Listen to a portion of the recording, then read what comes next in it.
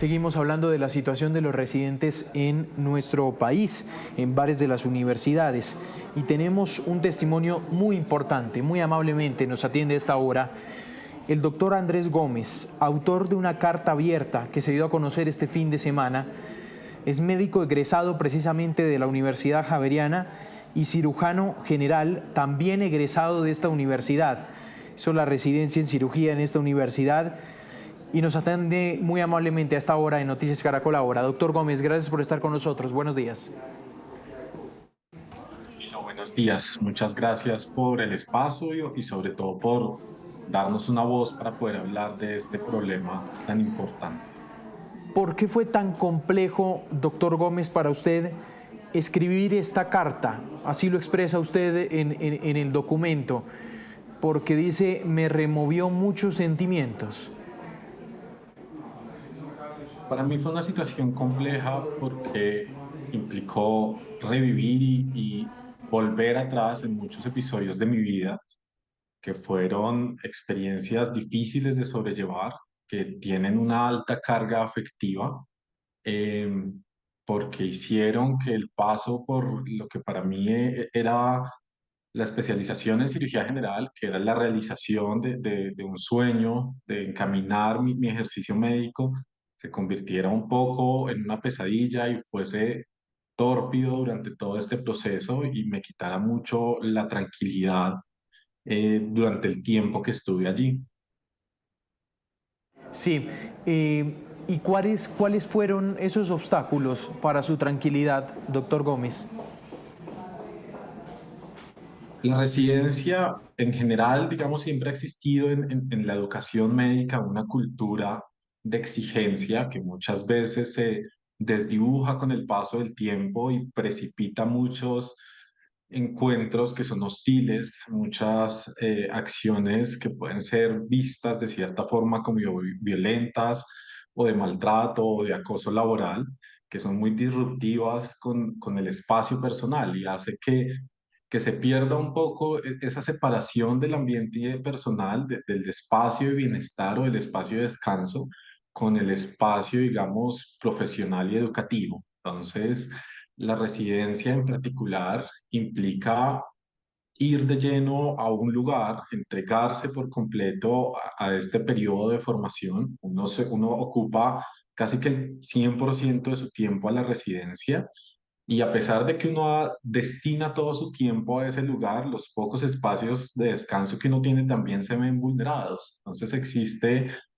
no solo una alta carga académica, que es lo que uno, entre comillas, podría llegar a esperar, sino también existe una alta carga emocional, existe un componente de de erosión moral durante el curso de la especialización, derivado de encuentros hostiles con los docentes, de quienes uno espera recibir más bien un acompañamiento en su proceso de formación, en algunas oportunidades de residentes mayores y que además uno se encuentra en estos espacios tan hostiles y tan violentos y uno deja de percibir ese lugar como un lugar agradable y se convierte en un lugar inseguro, un lugar en el que uno no tiene confianza en sí mismo y en el que uno tampoco puede confiar del sistema en el cual está inmerso.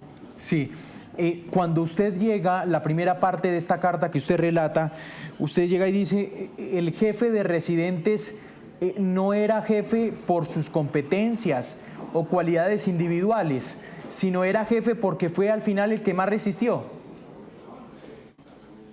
Sí, digamos que en particular los jefes de residentes, digamos, tradicionalmente son personas que son elegidas muchas veces como un ejercicio democrático, por así decirlo, y se escoge entre unos candidatos que son los más aptos, porque finalmente es quien va a representar al grupo de residentes y quien se va a encargar, además de la organización, del funcionamiento del servicio. Entonces, en otros programas, los jefes son estas personas que llegaron a este puesto habiendo pasado por un proceso de selección y luego por un proceso de elección y votación. Mm. Nuestro departamento en particular, todos los residentes de último año son jefes. Digamos que hace parte como del currículum porque es una forma de impartir aprendizaje de liderazgo.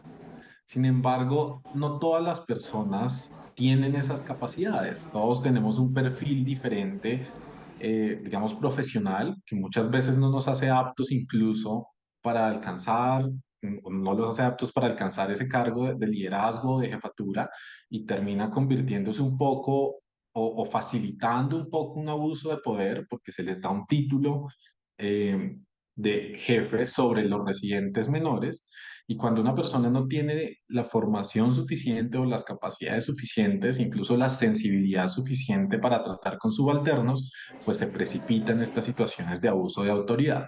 Claro, es un jefe que recibió maltrato y que repite el mismo círculo vicioso cuando llega a esa posición. Así es, digamos que hubo algunas jefaturas que se caracterizaron por eso y creo que además era una de las cosas que para nosotros como residentes menores era muy disruptivo, que no lográbamos entender y era muy confuso como alguien que era nuestro par, que era alguien que había pasado por el mismo proceso y que entendía las dificultades propias de la carga académica y las dificultades además personales de la especialización, como esta persona no lograba muchas veces detener este ciclo de maltrato, sino que se replicaba en el tiempo. Claro.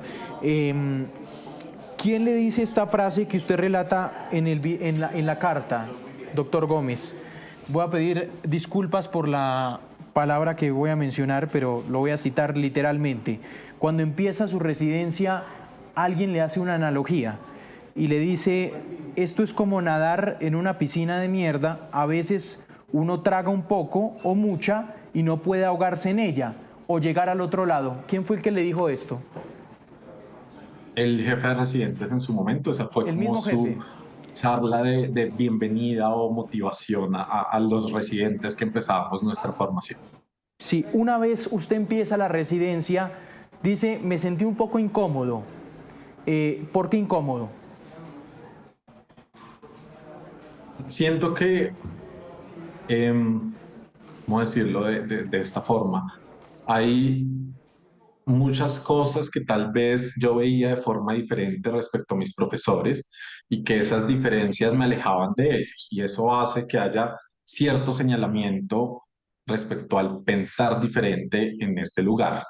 Esta persona no, o sea, yo no era visto como lo que estereotípicamente ellos esperaban de un residente y eventualmente de un cirujano. Entonces eso hacía que las interacciones fuesen poco cordiales, y fuesen hostiles y hubiese mucha tensión de por medio y que no le permite a uno como adaptarse o acoplarse mucho a un modelo en el que uno está con las mismas personas todos los días y que además la relación entre estas personas no es una relación cordial y no es una relación armónica. De ahí proviene inicialmente ese sentimiento de incomodidad. Claro. Cuando usted lo quiso expresar, ese reproche, ¿por qué dice que la respuesta fue desconcertante por parte de su jefe? Em, digamos que hay distintas etapas, por decirlo, por ponerlo de alguna forma, cuando uno se ve en esta experiencia, o cuando yo me vi en esta experiencia y que identifiqué, y fue el sentirme vulnerado, el sentir que mi espacio y que mi forma de pensar no era apreciada de la misma forma. Y luego viene también eh, como manifestaciones explícitas que yo considero agresivas. Y luego, entonces eso genera mucha como un quiebre con el departamento, con lo que yo espero recibir en este proceso de formación. Entonces busco a una persona que considero me va a ayudar a aliviar un poco la ansiedad que produce esto y además me va a ayudar a buscar una solución. Entonces viene primero un recibimiento y un te escuchamos, entendemos tu problema, este problema es importante y hay que cambiarlo, pero con el transcurrir del tiempo eso no sucede y eso no se traduce en ninguna acción tangible. Entonces, viene algo de frustración y es o no hay una intención por el cambio o mi queja realmente no fue tenida en cuenta. Y pasar por la experiencia de ir y hablar y comunicarlo, tal vez solo fue un aliciente como, sí, lo escuchamos y vamos a ver qué hacemos sin que eso necesariamente se traduzca en hacer algo. Inclusive usted relata, doctor Gómez, una compañera suya que dormía en la camioneta para cumplir con los horarios ridículos que le ponían? Así es, digamos que existían algunas rotaciones, digamos, durante la residencia que exigían unos, una carga asistencial muy alta. Eh, Nosotros teníamos que, para pasar revista de los pacientes hospitalizados, conocerlos a todos, y más que conocerlos, realmente era aprenderlos de memoria. Esa era la exigencia, ¿no? Si le preguntamos por qué vino, cuándo vino, cuál fue su primer examen, cómo lo hizo, y es válido en el escenario en el que uno pueda lograr, digamos, esa aproximación con todos los pacientes, pero cuando esto se debe hacer con un piso de 50 o 60 pacientes, pues el ejercicio de revisar todas estas historias clínicas, todos los días de su hospitalización, los resultados de los exámenes y los procedimientos que se hacen, pues demanda mucho tiempo. Entonces uno, además de que tiene unos pacientes a su cargo, debe resolver las cosas puntuales de sus pacientes de los cuales uno es tratante, luego encargarse de las actividades de su rotación para las 7 de la mañana estar listo e iniciar formalmente la rotación en la que uno se encuentra. Entonces, esto quiere decir que si uno tiene que revisar 50 historias clínicas, debe llevar mucho tiempo antes, suficiente para lograr a conocer el detalle que se exige durante la revista. Además, para luego tener tiempo de ver a sus pacientes, examinarlos, tratarlos, dejar estipulado su plan de manejo. Y ahí sí, a las 7 de la mañana empezar nuevamente con las actividades de la rotación propias. Entonces, pues esto también implica al final del turno entregar estos 60 pacientes, tal vez de formas no muy eficientes, que quitan mucho tiempo. Entonces uno termina extendiendo sus horarios de 3, 4 de la mañana a 9 o 10 de la noche, dejando un tiempo de descanso muy corto. Em, Como lo digo ahí, en alguna oportunidad, pues notamos que una de nuestras compañeras estaba durmiendo en la parte de atrás de su camioneta con el fin de lograr alcanzar o tener un tiempo de descanso suficiente y poder seguir con esta rutina que se exige durante esta rotación. Claro. Doctor Gómez, en otra parte de esta relato, inclusive usted los horarios de la red, ¿cuántas horas trabajaban? Es difícil hacer el cálculo, más o menos le voy a dar una aproximación, como le decía. Depende mucho de la carga que uno tenga puntualmente en una rotación determinada o en un servicio que no esté, pero digamos, eh, hoy debo llegar al hospital y antes de iniciar mi jornada de cirugía programada a las 7 de la mañana, debo haber visto antes a 7, 8, 9 o 10 pacientes que tengo hospitalizados a mi cargo. Eso implica revisar sus historias o conocer si alguna eventualidad ocurrió durante la noche, valorarlos a cada uno, consignar en la historia clínica y dejar el plan de manejo del transcurso del día. Si alguno de estos pacientes requiere una curación o algo adicional, pues esto implica planear más tiempo. Una vez todo esto debe quedar hecho antes de las 7 de la mañana, es decir, uno puede llegar 1 hora o 2 horas antes para poder dejar todo esto. Y luego viene una jornada de programa de 12 horas continuas. Y al finalizar esa hora, pues uno debe haberse encargado de que todo lo que se hizo durante el día pues haya quedado resuelto, que no quede ningún pendiente. Si en algún momento esto coincide con un turno noche, pues uno sale de su programa a las 7 de la noche y continúa recibiendo hospitalización de urgencias para hacer 12 horas continuas en el turno de la noche.